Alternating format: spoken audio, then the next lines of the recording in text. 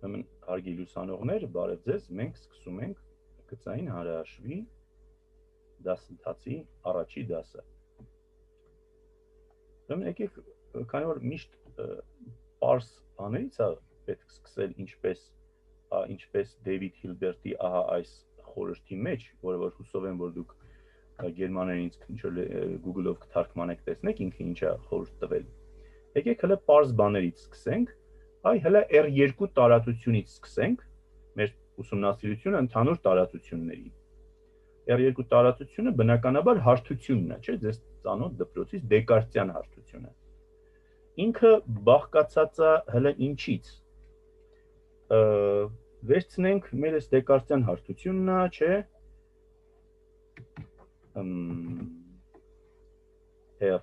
R2 իր կետերը x, y դրանք ինչեր են։ Պարզապես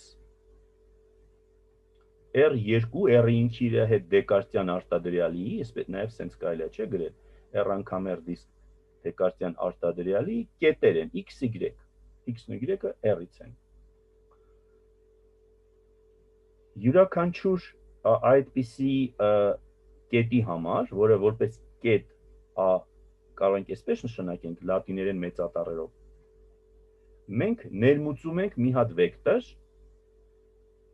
որը OA վեկտորն է։ Այսինքն ինքը սկսվում է ASO կետով, վերջանում է մեր A-ի վրա, OA վեկտորը, որը V-ով նշանակեցինք։ Այս է մեր OA վեկտորն է։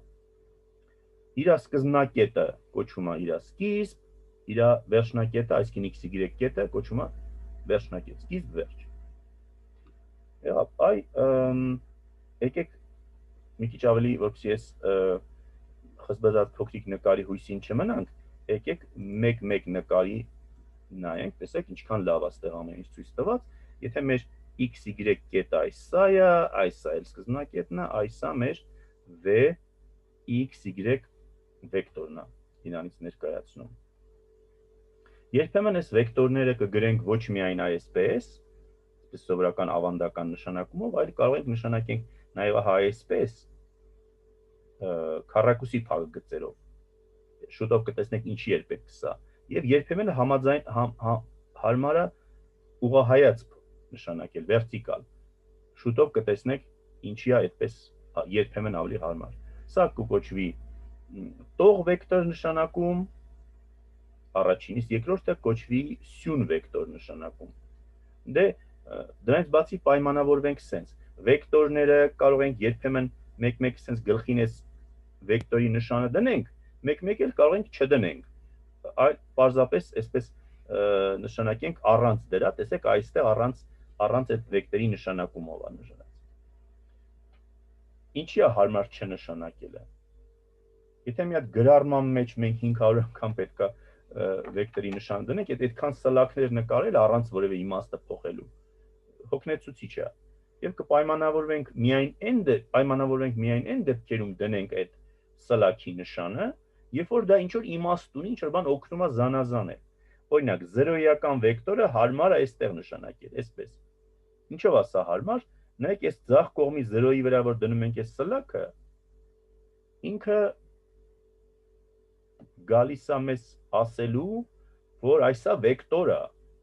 իսկ այս աջ կողմի 0-իկները, որ արտաքուստ շատ նման են այս 0-ին, սա ուղղակի իրական 0 թիվն է, այս երկու փոքրիկները 0 չեն։ Նաև այսպիսի մի բան եկեք պայմանավորվենք,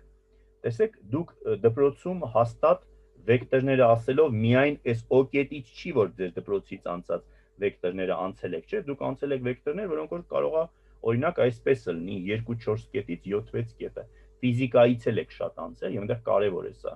Դուք կարող եք ասեք, բայց մի րոպե, բայց վեկտորները ինչի չսահմանվեցին։ Սահմանվեցին, լավ էլ սահմանվում են։ Մենք կարող ենք այս CD վեկտորը սահմանենք, ասենք 2-4 կետից 7-6, բայց սա մենք սահմանում ենք ոչ թե որպես ինչ-որ նոր վեկտոր, այլ համարում ենք, որ եթե այս մեր կապույտ վեկտորը սահեցնենք, զուգահեռ տեղափոխենք, այսինքն ինքը ընկնի այս OA-ի վրա, այս V վեկտորը եւ այս V վեկտորը պարզապես իրար հավասար են։ Ասես սա նույն վեկտորն է, ու ուրիշ տեղ նկարած։ Խիստ սահմանումը որն է։ Խիստ սահմանումը հետեւյալն է։ Մենք կասենք, որ CD վեկտորը եւ OA վեկտորը միմյանց հավասար են, որտեղ OA վեկտորը, տեսեք, սկզբնակետից է սկսվում։ Եթե CD-ի վերջնակետից, D-ի կոորդինատներից, եթե մենք հանում ենք C-ի կոորդինատները, այսինքն 7-2, 6-4-ը որ գրենք, 5-2-ը չի ստացվի, հələ եկեք նկարին վերադառնանք, տեսեք, սրա եթե կոորդինատ առաջի գագաթը սկզբնակետը 2-4-ն է, վերջնակետը 7-6-ը, 7-ից հանում ենք 2 ստացվում է 5, որը հենց այս 5-ն է, այս 6-ից հանում ենք 4, ստանում ենք 2, որը սա է։ Ուրեմն այս կապույտ վեկտորը եւ կարմիր վեկտորը իրար հավասար են։ Նույնը վերաբերում է մնացած բոլոր կապույտ վեկտորներին։ Դրանք բոլորը այս կարմիր վեկտորին հավասար են։ Փաստորեն նույն վեկտորն է, պարզապես այս մեր V վեկտորը բոլոր այս մնացած վեկտորների այսպես կոչված ստանդարտ դիրքն է։ Այս կապույտ վեկտորները, եթե բերենք ստանդարտ դիրքի, կստանանք սա։ Հիմա ինձ ով է ուզում ասել, այս CD վեկտորը որ կա, իր կոորդինատները ովքեր են, իր կոորդինատները 7-6-ն են արդյոք այս կապույտ վեկտորին։ Ով է ուզում ասել։ 5-2-ն։ Այո, 5-2-ն են, իսկ այս 7-6-ը պարզապես կոնկրետ այս մի մասնավոր դիրքում գագաթի կոորդինատներն են, որը C-ից է սկսվում։ Այ մի քիչ այս սահմանումը անսովոր եւ տարօրինակ է հնչում, դա ինչի սենց սահմանեցինք, այս ինչ բան է, որ կարելի է վեկտորները հրել մի կետից մյուս կետը եւ իրար հավասար են։ Ֆիզիկայից ինձ հուսով եմ, որ դուք սրա նման բաներ անցել եք։ Բնության մեջ իրականում կան օբյեկտներ, որոնք իրականում հենց այս այն հատկություններն ունեն, որոնք նոր ասեցինք։ Դրանցից մեկը հետեւյալն է։ Դա ուժի հասկացությունն է։ Տեսեք, պատկերացրեք ինչ որ sense գնացք է տրված եւ մի քանի հոգի այս գնացքը հրում են։ Մեկը հրում է ահա այս կետից որոշակի ուժով V1, մյուսը մի հատ ուրիշ կետից է հրում, բայց իր ուժը հավասար է։ Եվ սա էլ իրան հավասար։ Հիմա գնացքի հրման տեսանկյունից նշանակություն ունի արդյոք որ կետից ենք մենք հրում։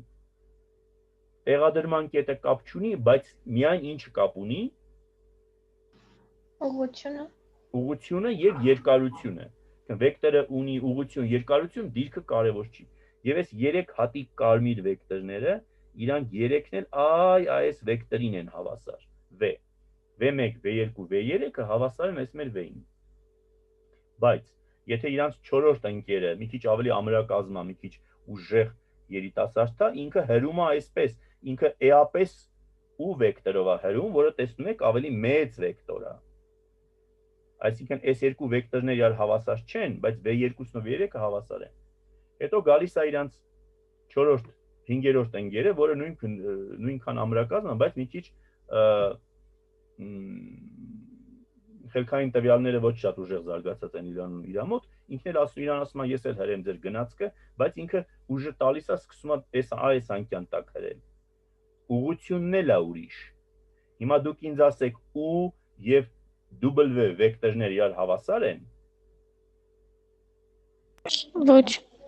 Հավասար չեն, բայց այս W-ն, ահա այս մյուս կանաչ W-ին հավասար է, ու նրան հավասար է։ Այսինքն բնության մեջ վեկտորներ կան, դա օրինակ դա ուժն է, ֆիզիկական ուժն է։ Միայն դա չի, էլեկտրամագնիսական դաշտի մեջ վեկտորներ կան, բնության ամենատարբեր անկյուններում վեկտորներ կան, դες միայն այսի համոզիչ օրինակը մեզ բավարար էր։ Ահա, ուրեմն վեկտորը դա մի օբյեկտ է, որը հասկանում ենք որպես ոնց որ սլակ, ունի ուղղություն, որը էական է, ունի երկարություն, որը էական է, իսկ թե որ կետից է ինքը կիրառված, դա բնավ էական չի։ Հիմա օբյեկտները մենք սահմանեցինք, մենք պետք է նրա հետ երկու գործողություն սահմանենք։ Առաջինը գումարումն է։ V1, V2 վեկտորները, եթե մենք իրար գումարում ենք, ոնց են գումարվում, կոորդինատ առ կոորդինատ։ Հուսով եմ շատ բացատրելու կարիք չկա, դպրոցից ձեզ ծանոթ սխեման է։ Կամ հիշում եք, որ մենք մի քիչ առաջ ասինք վեկտորները կարող է գրածել լինել սենց։ Այդ դեպքում էլ իրանց գումարը սենց է սահմանվում, իսկ եթե վեկտորները գրված են ուղղահայաց վերտիկալ, այսպես ասած, սյուն վեկտոր մեթոդիկայով, ապա այդ դեպքում գումարը այսպես կսահմանվի։ Եվ մյուս գործողությունն է վեկտորի բազմապատկումը սկալярով։ Այ ուշադրություն դարձրեք, նախորդ սեմեստրի, ասենք, խմբերի տեսության, օղակների տեսության մեջ բազմության օբյեկտները միշտ իրար մեջ էին գործողություն արվում, իսկ ստեղ մենք ֆիքսել ենք, սկսել ենք ինչից, R-ն ենք ֆիքսել, R-ը մենք անվանել ենք սկալար դաշտ, եւ սկալար դաշտի վրա սահմանել ենք R քառակուսի տարածությունը։ Մենք վեկտորը, որ այս x-y-ն է, մենք կարող ենք սկալարով բազմապատկենք ահա այս կանոնով, դպրոցական կանոնով, կամ էլ այսպես, կամ էլ այսպես, նույն պատմությունն է։ Եթե մենք ուզենանք այս ամեն ինչը երկրաչափորեն վիզուալ պատկերացնենք, վեկտորների գումարումը ոնց կկազմի, եթե այս V1, V2 վեկտորներն են տված, ահա այսա նայեք, սա ու սա, նրանց գումարը այս հենց է կազմվում, երկու անուն ունի այս կանոնը դպրոցից, ով կուզենա հիշացնել ինչ են կոչվում սրանք։ Փոխահեռագծի կանոն